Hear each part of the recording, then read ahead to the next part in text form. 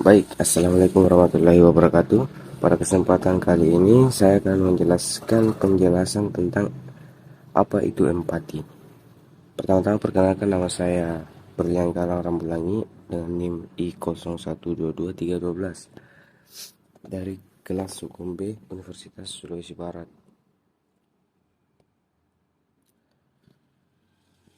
Kemudian kita masuk dalam penjelasan. Atau pertama-tama pasti tentunya teman-teman itu bertanya, apa sih itu empati? Apakah kamu pernah merasakannya atau mengalaminya? Nah, empati adalah sebuah keadaan mental di mana seseorang merasakan pikiran, perasaan, atau keadaan yang sama dengan orang lain, dan untuk dapat lebih memahami perasaan yang dialami dari diri sendiri dan orang lain. Kemudian menurut Baron dan Byrne, empati merupakan kemampuan seseorang di mana seseorang itu mengerti tentang perasaan dan emosi orang lain, serta kemampuan untuk membayangkan diri sendiri. Empati berbeda dengan simpati.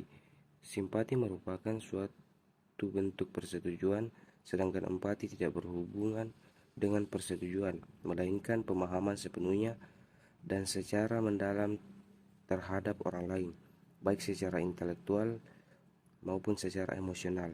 Dijelaskan bahwa empati bukanlah simpati atau sekedar merasa prihatin dengan klien dalam proses konseling.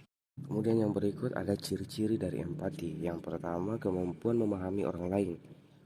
Ketika melihat seseorang sedang merasakan emosi tertentu, diri sendiri secara natural akan merasakan hal yang sama, mampu membaca keadaan serta memahami apa yang dipikirkan dan dirasakan orang lain.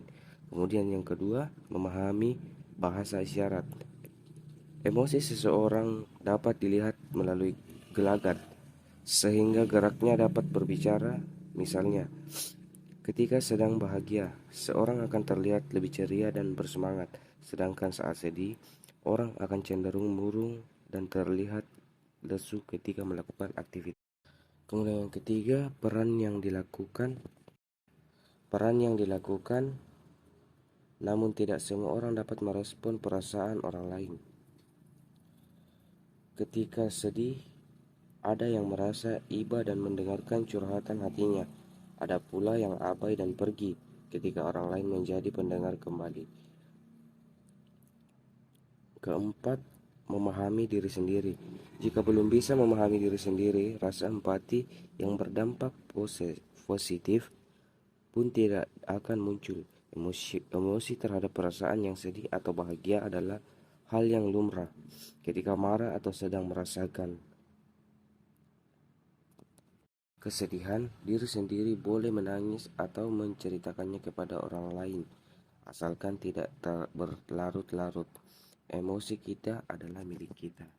Kemudian kita masuk dalam jenis-jenis empati.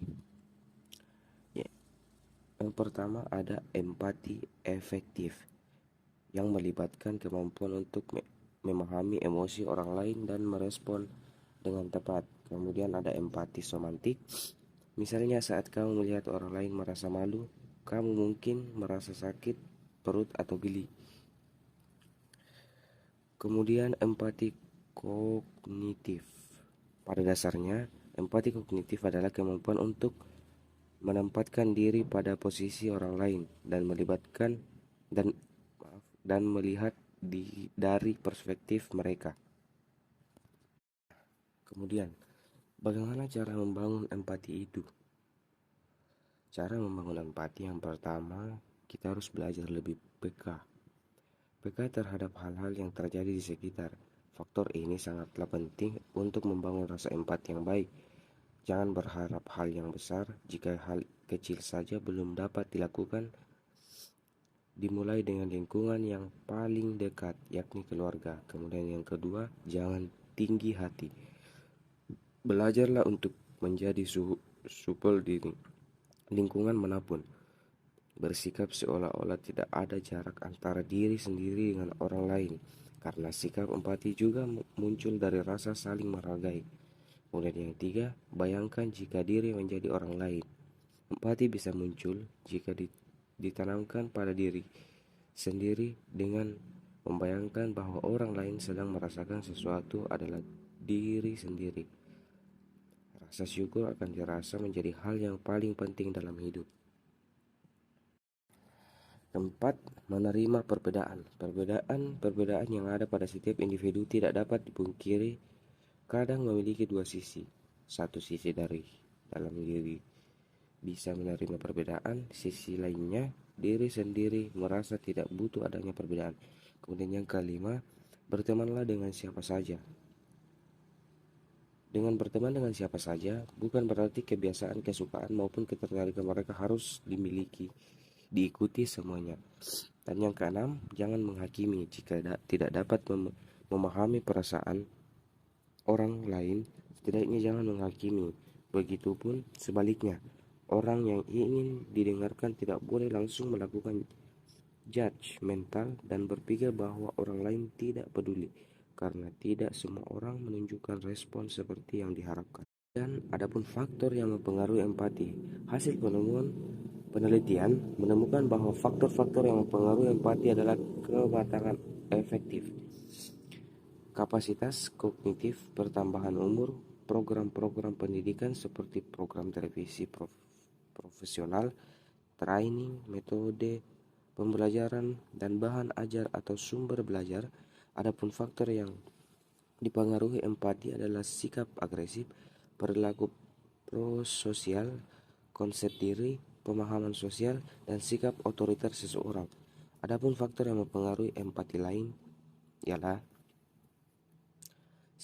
sikap agresif, perilaku prososial, konsep diri, pemahaman sosial, dan sikap otoriter seseorang. Ya, cukup sekian pemaparan materi dari saya tentang empati.